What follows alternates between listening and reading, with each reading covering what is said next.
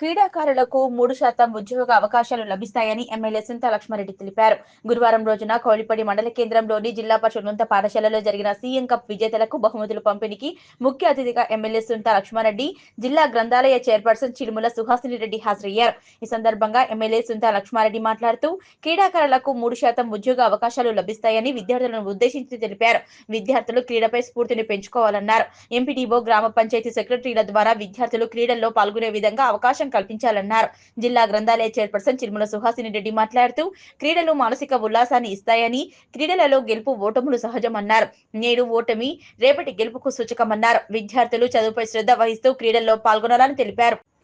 అనంతరం క్రీడల్లో గెలుపొందిన వారికి బహుమతులు పంపిణీ చేశారు. ఈ కార్యక్రమంలో మండల special officer Saibaba, MPDO Srinivas, మండల తహసీల్దార్ ఆంజనేయులు, మండల విద్యాధికారి బాలరాజ్, మాజీ ఎంపీపీ రాజు నాయక్, పాఠశాల ప్రధానోపాధ్యాయురాలు పద్మజ, పీడీ రమేష్, మండల ప్రముఖులు సారా రామగౌడ్, దుర్గారెడ్డి, గుంజరి ప్రవీణ్, పోలా నవీన్, సందీప్ కుమార్, నాయికోటి రాజు, పాఠశాల విద్యా కమిటీ మాజీ చైర్మన్ జగన్, ఆయా పాఠశాలల పీడీలు, జిల్లా పరిషత్ ఉన్నత పాఠశాల ఉపాధ్యాయుల బృందం పాల్గొంది.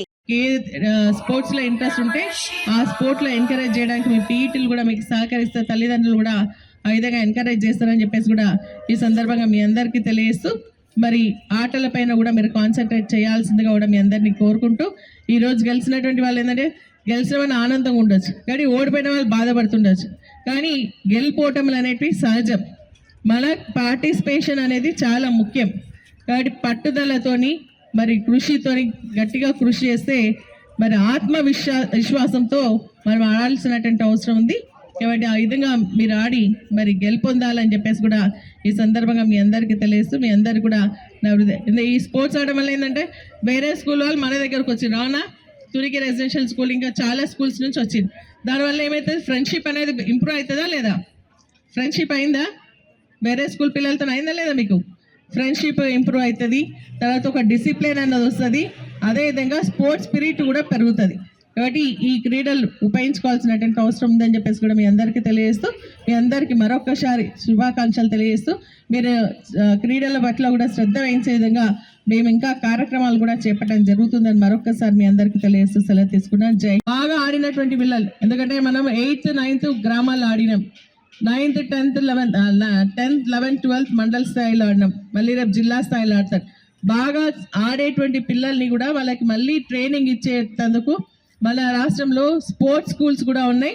ఆ స్పోర్ట్స్ స్కూల్లో కూడా మిమ్మల్ని పంపించాక ట్రైనింగ్ ఇప్పించడం జరుగుతుందని చెప్పేసి కూడా నేను తెలియజేస్తాను.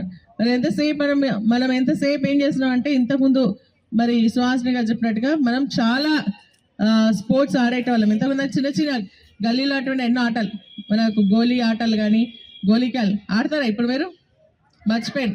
మేమైతే అప్పుడు డబ్బాలలో గోళీలు జమ చేసుకుంటే నేను అన్ని సంపాదించుకున్నాను. ఇప్పుడు గోలిక ఆటలేదు.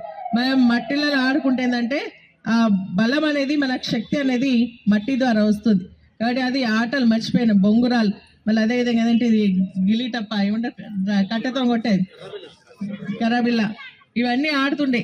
మళ్ళీ మన చింత గింజలతో ఆడుతుంటేమి, సీతాఫల గింజలతో ఆడుతుంటేమి, ఇవన్నీ మర్చిపోయినాం.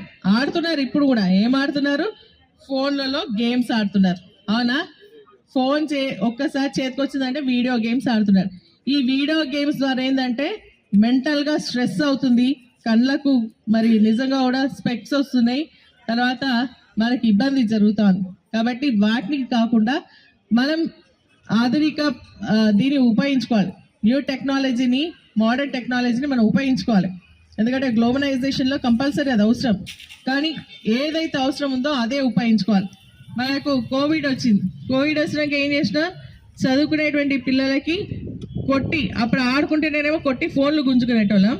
తర్వాత కోవిడ్ వచ్చిన తర్వాత కొట్టి ఫోన్లు ఇచ్చి క్లాసులు అటెండ్ చేసినాం. అవునా కదా?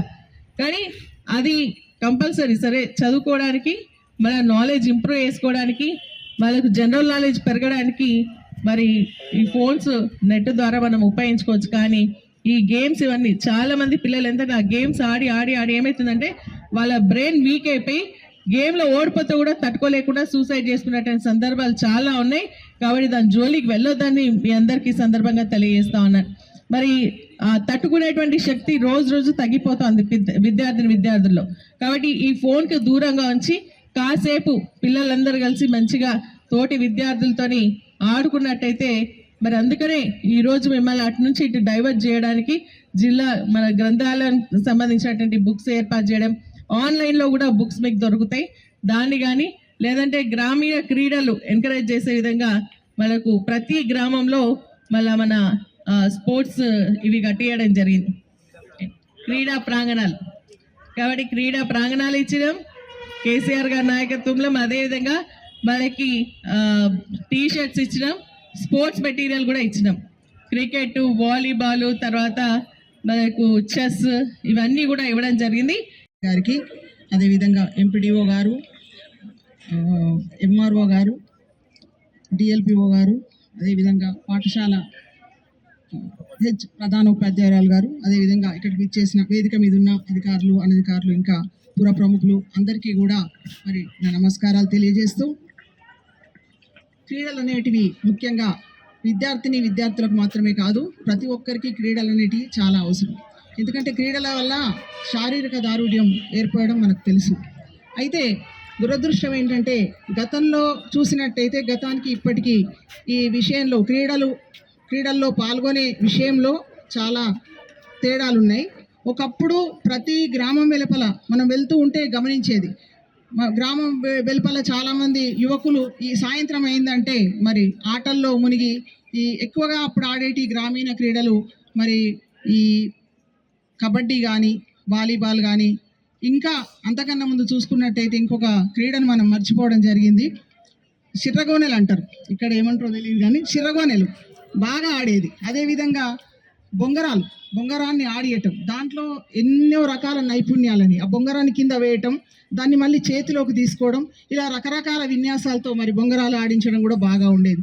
దురదృష్టం ఏంటంటే నేడు మరి ఈ శాస్త్ర సాంకేతికంగా చాలా అభివృద్ధి చెందిన నేడు మరి చాలా వరకు యువత కానీ విద్యార్థులు కానీ చాలా వరకు మరి టెలివిజన్లకు, ఇంకా ఈ మధ్య కాలంలోనైతే మరి చాలా వరకు ఈ సెల్ ఫోన్లకి మరి బానిసల్లాగా అయిపోయి వారికి కొంచెం తీరిక సమయం దొరికిందంటే ఆ సెల్ ఫోన్లలో మునిగిపోవటం అనేది మనం బాగా చూస్తున్నాం. ఈ కాలంలో చూసినట్టయితే ఒకప్పుడు మరి ఈ విద్యార్థులైనా యువతీ యువకులకైనా మానసికంగా చాలా దృఢంగా ఉండేవాళ్ళు. నేడు ఈ క్రీడలకు చాలా వరకు దూరమైనట్టే మనం భావించవచ్చు.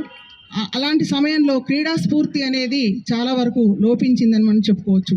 ఈ క్రీడల వలన మరి శారీరక దారుఢ్యం మాత్రమే కాకుండా మానసిక ఆరోగ్యం ఏర్పడుతుంది, అదేవిధంగా క్రీడా స్ఫూర్తి అనేది కూడా ఏర్పడుతుంది. ఈ క్రీడా స్ఫూర్తి ఉండడం వలన విద్యార్థులు రేపటికి సమాజంలో బాధ్యతాయుతమైన పౌరులుగా ఎదగడానికి అవకాశం ఉంటుంది. ఎందుకంటే చిన్న చిన్న విషయాలకు నేడు మనం చూసినట్టయితే చిన్న విషయాలకే మానసిక క్షోభతో మరి ఎంతోమంది జీవితాల్లో పెద్ద నిర్ణయాలు తీసుకొని మరి తల్లిదండ్రులకు కానీ సమాజంలో కానీ మరి శోకాన్ని మిగిల్చి పెద్ద నిర్ణయాలు తీసుకోవడం జరుగుతుంది. దీనికి కారణం ఏంటంటే వాళ్ళు మానసికంగా దృఢంగా లేకపోవడం, అదేవిధంగా క్రీడాస్ఫూర్తి లేకపోవడం. ప్రతి విషయాన్ని స్పోర్టివ్గా తీసుకోవాలి, చాలా తేలికగా. ఈనాటి ఓటమి రేపటి గెలుపుకి నాంది అనేది ప్రతి ఒక్కరు గుర్తించాల్సిన అవసరం ఉంది.